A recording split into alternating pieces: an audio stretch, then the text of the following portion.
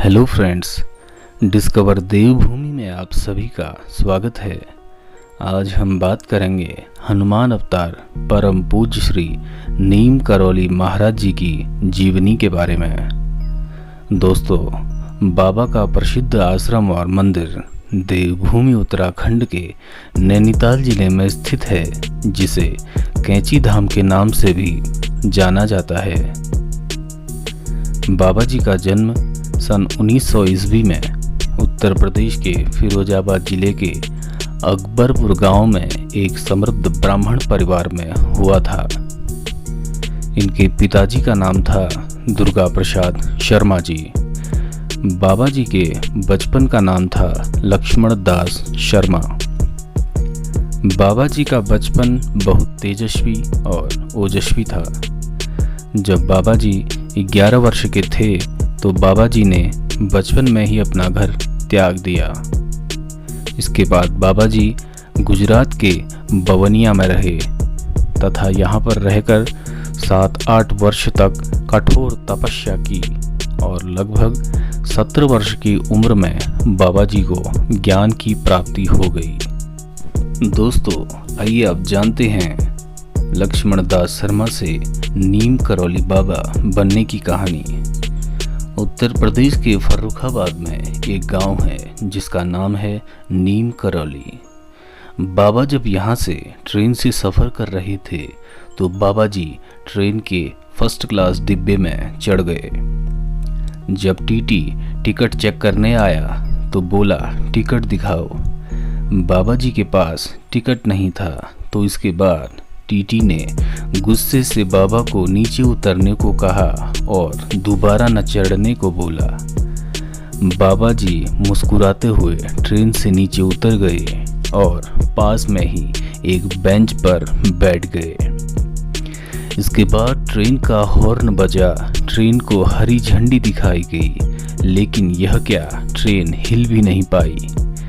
कई प्रयासों के बाद ट्रेन आगे नहीं बढ़ पाई। इसके बाद कई इंजीनियर मैकेनिकों को बुलाया गया।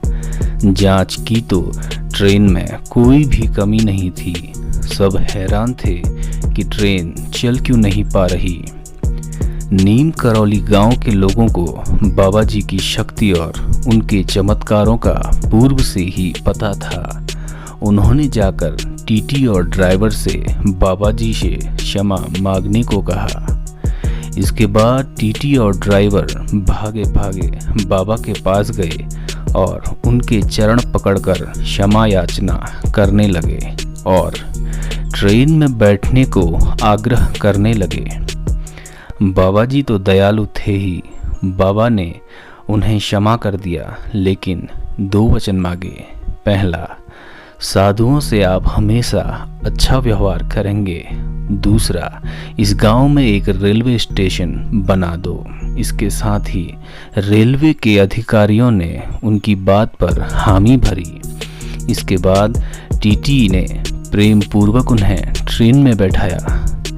बाबा जी के ट्रेन में बैठते ही बाबा जी के आशीर्वाद से ट्रेन चल पड़ी। सभी मौजूद लोग वहां हैरान और आश्चर्यचकित रह गए और नीम करौली बाबा की जय, नीम करौली बाबा की जय के जयकारे लगाने लगे। तब से बाबा जी का नाम नीम करौली बाबा पड़ गया और उनको तभी इस घटना के बाद नीम करौली बाबा के नाम से जाना जाता है।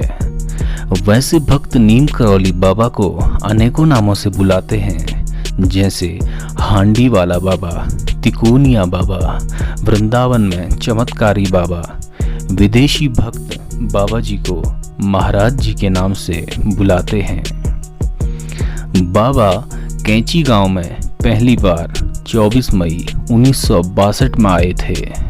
कैंची गांव नैनीताल उत्तराखंड में स्थित है तथा 15 जून 1964 को बाबा ने स्वयं अपने हाथों से कैंची धाम मंदिर की स्थापना करके वहां स्वयं हनुमान जी की मूर्ति को स्थापित किया। तब से प्रत्येक वर्ष यहाँ पर 15 जून को विशाल भव्य मेला लगता है। भक्त देश विदेशों से बाबा जी के दर्शन करने तथा अपनी श्रद्धा अर्पित करने यहाँ आते हैं। दोस्तों, अब बात करते हैं बाबा के चमत्कारों से जुड़ी हुई कहानियों के बारे में। एक बार कैंची धाम में 15 जून को आयोजित विशाल भंडारे के दौरान घी कम पड़ गया था। तब बाबा के आदेश पर पास में बहने वाली नदी का पानी कनस्तरों में भरकर लाया गया, जो प्रसाद में डालते ही घी बन गया। ये काफ़ी भक्तों की आंखों देखी हुई घटना है।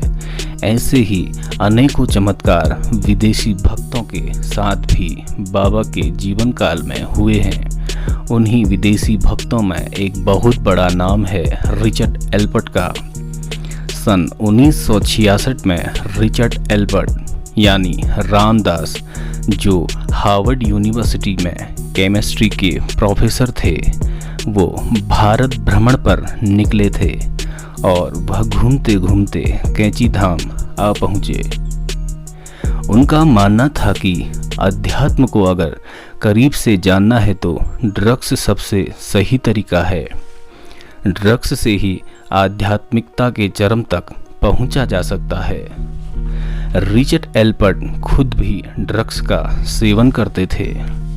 रिचर्ड एल्बर्ट को गलत साबित करने के लिए बाबा इनके हाथ में जितना भी ड्रग्स था उसे खा गए। काफ़ी समय बीत गया, रिचर्ड देखते रहे, लेकिन इस ड्रग्स का बाबा पर कुछ भी असर नहीं हुआ। कुछ देर बाद बाबा मुस्कुराए और बोले, असली आनंद यह नहीं है, असली आनंद तो भगवान की भक्ति में है। रिचर्ड एल्बर्ट और सभी मौजूद लोग आश्चर्यचकित होकर बाबा नीम करौली महाराज जी को देखने लगे। दूसरी घटना जो रिचर्ड एल्बर्ट के साथ घटी वो इस प्रकार है। रिचर्ड एल्बर्ट आश्रम में एक बार बैठकर तारों को देख रहे थे। तभी बाबा नीम करौली वहां पर आए। उन्होंने कहा, तुम इन तारों में अपनी माँ को देख रहे हो ना, जो कुछ समय पहले ही मर चुकी है और उनकी मौत कैंसर से हुई है। ये बात वहां पर किसी को भी पता नहीं थी सिवाय रिचर्ड एल्बर्ट के। ये सुनकर रिचर्ड रो रो कर बाबा के चरणों पर गिर पड़े। इसके पश्चात रिचर्ड बाबा के ही आश्रम में सेवा में लग गए। वह आश्रम में काफ़ी समय तक रहे। इसके पश्चात उन्होंने अपना नाम रिचर्ड एल्बर्ट से बाबा रामदास रख लिया। साल था 1971 का, जब बाबा रामदास ने एक बुक भी पब्लिश की जिसका नाम था बी हेयर नाउ। इस बुक में बाबा जी से जुड़ी हुई कई महत्वपूर्ण घटनाएं, बाबा जी के चमत्कार, बाबा जी की अद्भुत शक्ति के बारे में जो रिचर्ड एल्बर्ट ने महसूस किया था, उसको बहुत अच्छी तरह से लिखा गया है। इस किताब की देखते ही देखते लगभग 20 लाख प्रतियां बिक गई और रिचर्ड एल्बर्ट यानी बाबा रामदास अमेरिका में एक प्रसिद्ध व्यक्ति बन गए। इसके बाद अमेरिका लौटकर बाबा नीम करौली और कैंची धाम का उन्होंने बहुत प्रचार किया। वह बाबा के चमत्कार, शक्ति आदि के बारे में लोगों को बताते। देखते ही देखते बाबा रामदास एक स्पिरिचुअल टीचर के तौर पर उभर कर सामने आए। उसके बाद पूरी दुनिया से लोग कैंची धाम और महाराज जी के दर्शन करने आने लगे। फेसबुक के संस्थापक मार्क जुकरबर्ग और एप्पल के संस्थापक स्टीव जॉब्स को राह दिखाने वाले नीम करौली बाबा ही हैं, जो सभी भक्तों पर अपनी दया रखते हैं। विदेशी भक्तों में कोई रामदास, कोई कृष्णादास, कोई हरिदास, कोई भगवान दास, ये आदि नामों से बाबा की कृपा से बन गए।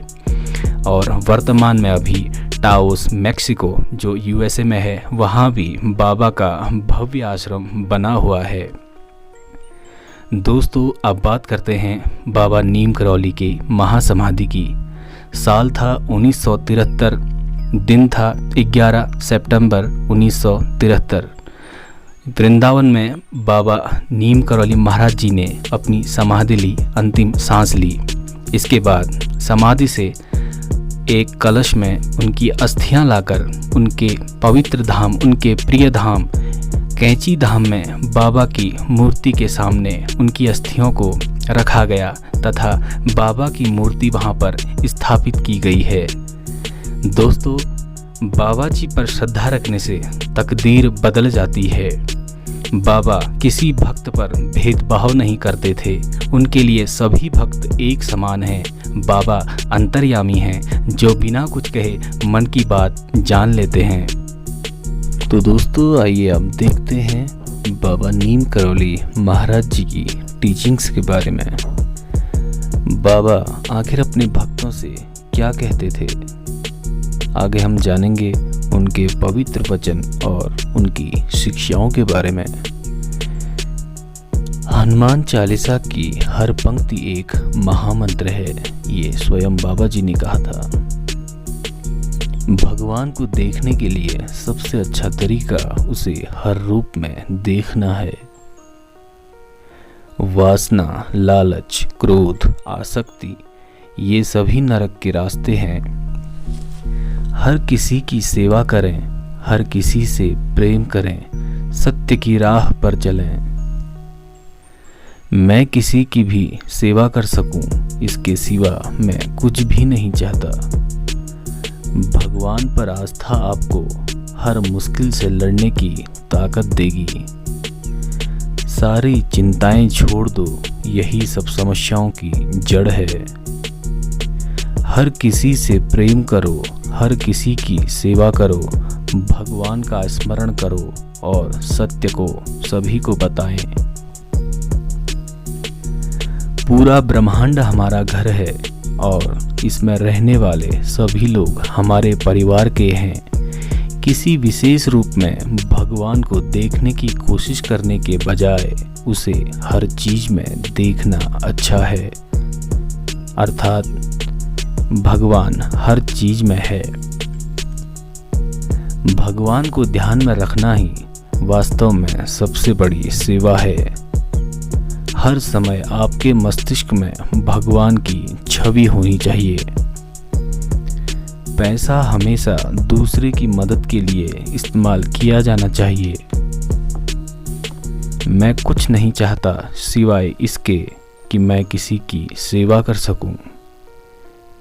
ईश्वर के प्रेम को छोड़कर सब कुछ अस्थायी है। आपको अपने गुरु से मिलने के लिए कहीं जाने की जरूरत नहीं है, वह आपके अंदर ही है, कहीं बाहर नहीं। यह दुनिया एक छलावा है, फिर भी आप चिंतित हैं। जब आप उदास होते हैं, दर्द में होते हैं या बीमार में होते हैं या आप किसी के अंतिम संस्कार में गए हुए होते हैं, तो आप वास्तव में जीवन की कई सच्चाइयाँ सीखते हैं। आप 100 साल तक योजना तो बना सकते हैं, लेकिन आप नहीं जानते कि अगले पल क्या होगा। सभी सांसारिक चीज़ों से मन को साफ करें। यदि आप अपने मन को नियंत्रित नहीं कर सकते, तो आप भगवान को कैसे महसूस करेंगे। तो दोस्तों, बाबा नीम करौली महाराज जी की जीवनी के बारे में यह वीडियो आपको कैसा लगा, कमेंट करके ज़रूर बताइए। और अपने दोस्तों से, अपने मित्रों से, अपने रिश्तेदारों से, अपने शुभचिंतकों से इसको शेयर करना ना भूलें और लाइक भी कर दीजिएगा। ऐसे ही वीडियोस देखने के लिए सब्सक्राइब कीजिए डिस्कवर देवभूमि। जय बाबा नीम करौली महाराज जी। जय जय हनुमान।